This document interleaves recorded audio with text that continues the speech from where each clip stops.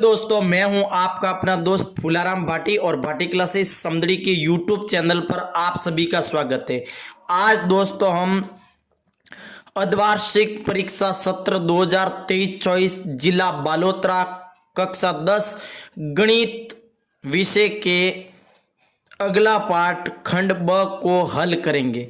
दोस्तों इससे पहले हमने खंड अ को हल कर दिया है, जिसका लिंक मैंने कमेंट बॉक्स में दे दिया। अगर आपने नहीं देखा है तो पहले वो जरूर देखें। दोस्तों बिना समय गवाए शुरू करते हैं खंड ब का तीसरा प्रश्न। तीसरा प्रश्न है बहुपद 4x² माइनस 4x प्लस 1 के शून्यंक ज्ञात कीजिए। दोस्तों इस बहुपद का हमें शून्यंक ज्ञात करना है। तो इस बहुपद का दोस्तों शून्यंक ज्ञात करने के लिए आप देखेंगे कि ये समीकरण मैंने पहले से आपकी सुविधा के अनुसार लिख दिया है। 4x² माइनस 4x प्लस 1 यानी दोस्तों गुणा करने पर 4 और जोड़ने तथा घटाने पर आपके 4 आने चाहिए। तो इसके टुकड़े होंगे 4x² minus 2x minus 2x plus 1। दोस्तों इसमें से 2x को हम कॉमन लेंगे तो 2 का 2 से गया 2 बार और x² में एक x² निकल गया और 2x का एक बार गया तो 2x minus 1।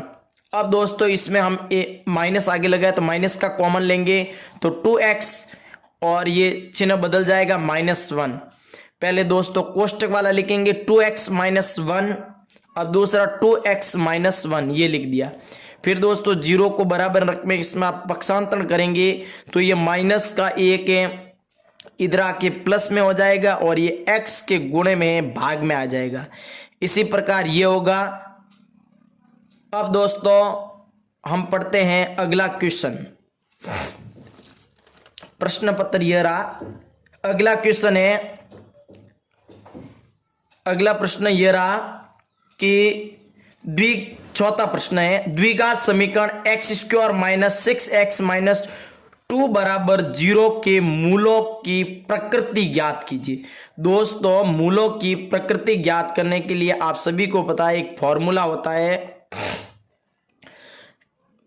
x² minus 6x minus 2 बराबर 0। तो दोस्तों यहाँ a का मान 1 दिया हुआ है, b का मान -6 दिया हुआ है और c का मान -2 दिया हुआ है। दोस्तों विभक्ति कर का फॉर्मूला लगा के हम मूलों की प्रकृति को ज्ञात करेंगे। तो दोस्तों यहाँ d बराबर, इसका फॉर्मूला होता है d बराबर b² माइनस 4ac। इसका b का मान है -6, इसका स्क्वायर करेंगे माइनस का -4 का 4 इंटू a का मान 1 है और c का मान -2 है। दोस्तों इस 6 इंटू 6 करेंगे तो ये प्लस का 36 हो जाएगा और 4 दूनी 8, ये माइनस का और ये भी माइनस का हो जाएगा प्लस का। इन दोनों को जोड़ेंगे तो d का मान 44 आएगा। दोस्तों अगर d का मान ऋणात्मक आता है तो हम आगे नहीं बढ़ते हैं। अगर d का मान पॉजिटिव या 0 आता है तो हम श्रीधर आचार्य सूत्र लगा के आगे ज्ञात करते हैं। इसे x ज्ञात करेंगे तो x बराबर -b प्लस माइनस √d/2a इसका फॉर्मूला होता है। अब हम दोस्तों x बराबर b का मान है माइनस सूत्र के अनुसार और माइनस का 6 दिया हुआ है प्लस माइनस और d का मान यहां से लिया है 44 और 2 a का मान यहां से लिया है। अब दोस्तों इसको आगे सॉल्यूशन करेंगे तो ये 6 हो जाएगा और ये 44 हो जाएगा और 2 को 1 से गुणा करेंगे 2 हो जाएगा और 2 के पहाड़े से 1 कट जाएगा 3।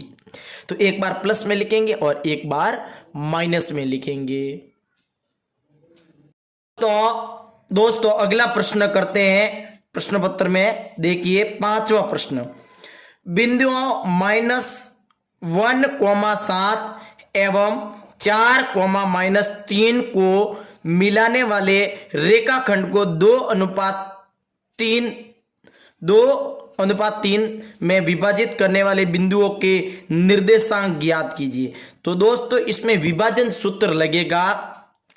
तो दोस्तों इसमें विभाजन सूत्र लगाने के लिए आप देखेंगे तो माना कि जैसे हमें दिया हुआ है a-1,7 है और बी बिंदु के निर्देशांक -4,-3 है। तो दोस्तों इसमें हम निर्देशांक वाला विभाजन सूत्र का फॉर्मूला लगाएंगे। ये होता है x बराबर m1x2 प्लस m2x1 और बटा m1 प्लस m2 और y का होता है y बराबर m1y2 प्लस m2y1 बटा m1 प्लस m2। दोस्तों ये मान आपके, ये दोस्तों x1 का मान है, ये y1 का है, ये दोस्तों x2 का है और ये दोस्तों y2 का है, ये दोस्तों m1 का मान है और ये दोस्तों m2 का मान है। तो दोस्तों जैसे m1 का मान 2 है और x2 का मान 4 है प्लस m2 का मान 3 है और x1 का मान -1 है बटा में m1 m2 का मान 2 प्लस 3। इसे आगे 4 दूनी 8 और 3 एकम 3, ये माइनस का हो जाएगा। 8 में से 3 गया आपका 5 और 5 में 5 का भाग जाएगा 1 बार। अगला करते हैं y।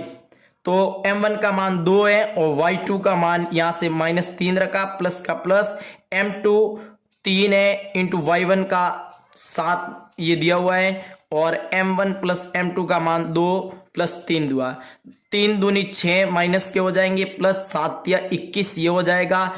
इसको दोस्तों आप घटाएंगे तो 5 आएगा, ठीक है, और 15 आएगा और इसका भाग 3 बार जाएगा 5 का और y का मान 3 हो जाएगा। तो दोस्तों ये x का मान 1 और y का मान 3 है।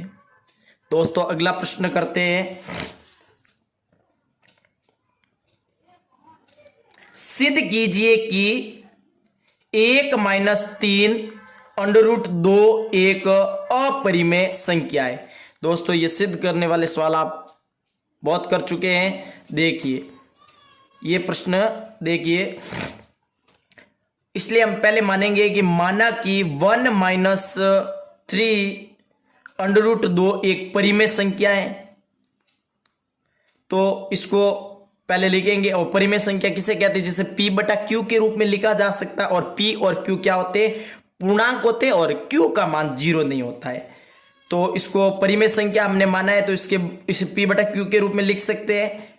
दोस्तों ये 1 यहाँ प्लस का था, इधर आके माइनस का हो गया और ये 3 आपका गुणा में था और 1 के बटा में आ गया। अब दोस्तों आपको पता है कि √2 एक अपरिमेय संख्या है और इसके √2 एक अपरिमेय संख्या है और इसके बराबर में जो संख्या लिखी हुई है 1/3 यह एक परिमेय संख्या है। तो इस प्रकार ये सिद्ध हुआ कि 1 - 3 √2 एक अपरिमेय संख्या है। दोस्तों अगला प्रश्न है 7वां। मूल बिंदु से बिंदु 3,4 की दूरी ज्ञात कीजिए। मूल बिंदु से बिंदु 3,4 की दूरी ज्ञात कीजिए। दोस्तों आप सभी को पता है कि मूल बिंदु कौन होते हैं, जहां x और y अक्ष मिलते हैं वो मूल बिंदु होते हैं और मूल बिंदु के दोस्तों जो निर्देशांक होते हैं वो 0,0 होते हैं। तो देखो ये मूल बिंदु के निर्देशांक 0,0 हो गए और जो बिंदु दिया हुआ है इसके निर्देशांक के 3,4। तो दोस्तों ये x1 का मान हो जाएगा और ये y1 का मान हो जाएगा, ये दोस्तों x2 का और ये y2 का मान हो जाएगा। दोस्तों दूरी सूत्र आप सभी को पता है, √x2 - x1 का whole square plus y2 - y1 का होल स्क्वायर। √x2 का मान 3 दिया हुआ है, x1 का मान 0 है तो 3 - 0 का होल स्क्वायर करेंगे। y2 का मान 4 है, y1 का मान 0 दिया हुआ है यहां से देखिए और इसका होल स्क्वायर कर देंगे। 3 में से 0 गए 3 और 3 का स्क्वायर होता है 9। 4 - 0 4 और 4 का स्क्वायर छोड़ा। दोस्तों 9 और 16 को जोड़ेंगे तो 25 हो जाएंगे और 25 किसका रूट है, 5 का। तो इसका आंसर हो जाएगा 5। दोस्तों अगला क्वेश्चन करते हैं। अगर कोई भी आपको किसी भी प्रकार का डाउट या कंफ्यूजन हो तो प्लीज कमेंट जरूर करें। दोस्तों अगला प्रश्न हम करते हैं 9वां। त्रिज्या आर बराबर 21 सेंटीमीटर वाले वृत्त पर किसी चाप द्वारा केंद्र पर अंतरित कोण 60 डिग्री हो तो वृत्त के त्रिज्य खंड का क्षेत्रफल ज्ञात कीजिए। दोस्तों इसका क्षेत्रफल ज्ञात कीजिए। आप सभी को पता है कि वृत्त के त्रिज्य खंड का जो क्षेत्रफल का फॉर्मूला होता है वो होता है थीटा बटा 360 इंटू पाई आर स्क्वायर। दोस्तों देखिए प्रश्न में थीटा का मान 60 डिग्री दिया हुआ है, 60 बटा 360 इंटू पाई का मान हम रखेंगे 22/7 और आर में 21 सेंटीमीटर दिया हुआ है तो 21 इंटू 21 करेंगे। दोस्तों 0 से 0 कैंसिल हो जाएगा, 6 का भाग 36 में 6 बार जाएगा, 7 या 21 और ये 3 से 6 को 2 बार काट देंगे और पीछे 11 और 21 का जब गुणा करेंगे तो 231 वर्ग सेंटीमीटर इसका आंसर आएगा। दोस्तों अगला प्रश्न 10वां। एक वृत्त के चतुर्थांश का क्षेत्रफल ज्ञात कीजिए जिसकी परिधि 22 सेंटीमीटर हो। तो दोस्तों देखिए वृत्त का क्षेत्रफल ज्ञात करना है, परिधि हमें दी हुई है। तो दोस्तों सबसे पहले हम लिखेंगे वृत्त की परिधि। तो दोस्तों वृत्त की परिधि बराबर 22 सेंटीमीटर दी हुई है। तो दोस्तों इससे हम त्रिज्या आराम से ज्ञात कर सकते हैं। वृत्त की परिधि का फॉर्मूला होता है 2 पाई आर और बराबर में 22 सेंटीमीटर ये दिया हुआ है। दोस्तों पक्षांतरण करेंगे, 2 पाई गुणे में 22 के भाग में चला जाएगा और 22 का 22 और 2 का 2 और पाई का मान 22/7 ये जो भाग में है वो ऊपर जाके गुणा हो जाएगा। 22 से 22 कैंसिल हो जाएगा तो आर का मान आ जाएगा 7/2। अब देखिए वृत्त के चतुर्थांश का क्षेत्रफल पूछा है। देखो वृत्त का नहीं, वृत्त के चतुर्थांश चौथे भाग का। तो वृत्त का क्षेत्रफल होता है पाई आर स्क्वायर और चौथा भाग है इसलिए हमने 1/4 कर दिया। 1/4 इंटू पाई का मान 22/7, त्रिज्या अभी हमने ज्ञात की है 7/2 इंटू 7/2। दोस्तों इसका पूरा सॉल्यूशन करेंगे तब आपके वृत्त के चतुर्थांश का क्षेत्रफल 77/8 आंसर आएगा। दोस्तों अगला क्वेश्चन 11वां है। एक अच्छी तरह से फेंटी गई ताश की गड्डी में से यादृच्छिक रूप से एक पत्ता निकाला जाता है तो प्रायिकता ज्ञात कीजिए। जब पत्ते के इक्का होने की, पत्ते के काला रंग के राजा होने की और पत्ते के या तो राजा या रानी होने की प्रायिकता ज्ञात कीजिए। तो दोस्तों आप सभी को पता है कि एक ताश की गड्डी में 52 पत्ते होते हैं और पहला पूछा है इक्का होने की प्रायिकता। तो देखो प्रायिकता का फॉर्मूला होता है अनुकूल परिणाम बटा कुल परिणाम। तो इक्के कितने होते, 4 होते, तो 4/52 लिख दिया और इसको काटेंगे तो आपका 1/4 आएगा, 1/4।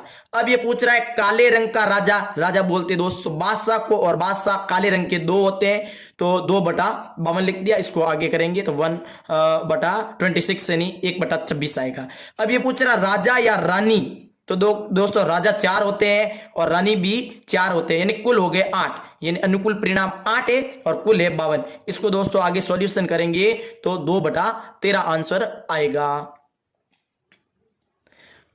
दोस्तों अगला प्रश्न, दी गई आकृति में पी क्यू समांतर आर एस है तो सिद्ध कीजिए कि त्रिभुज पी ओ क्यू समरूप त्रिभुज ए ओ बी। दोस्तों ये ए ओ बी नहीं है, मिसप्रिंट हुआ है, आर ओ एस है।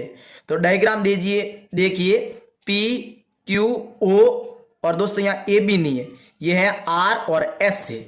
दोस्तों इसको थोड़ा मिसप्रिंट हो गया है तो आप देखिए मैंने इसको सुधार कर दिया है। देखो समझते हैं आगे क्वेश्चन। देखो दिया हुआ है पी क्यू समांतर आर एस, ये दोस्तों पी क्यू है और ये आर एस, ये 2 समांतर रेखाएं हैं। हमें सिद्ध क्या करना है, पी ओ क्यू यानी ये वाला त्रिभुज, ये वाला पी ओ क्यू और आर ओ एस, ये दोनों त्रिभुज को हमें समरूप बनाना है। तो दोस्तों हमने समरूपता की कसौटियों के बारे में बहुत पढ़ा है। तो देखते हैं त्रिभुज पी ओ क्यू ये वाला, त्रिभुज आर ओ एस ये वाला। इसमें दोस्तों ये कोण उभयनिष्ठ है, ये इसमें और इसमें जो ओ कोण है वो उभयनिष्ठ है। तो पी ओ क्यू और आर ओ एस ये दोनों उभयनिष्ठ है इसलिए बराबर है। अब दूसरा है दोस्तों क्यू पी ओ यानी ये पी वाला और आर ओ एस ये आर, ये कोण और ये कोण एकांतर कोण है, यानी 2 समांतर रेखाओं को, ये दोनों समांतर रेखा जब कोई तिर्यक रेखा काटती है तो उनमें बने कोण एकांतर कहलाते, वो आपस में बराबर होते। जब दोस्तों दो कोण बराबर हो गए तो ए समरूपता की कसौटी से POQ और ROS दोनों समरूप त्रिभुज है, अति सिद्ध। दोस्तों अगर हमारे द्वारा वीडियो पसंद आया तो प्लीज लाइक शेयर और सब्सक्राइब करें। इसका अगला भाग जल्दी आएगा। धन्यवाद।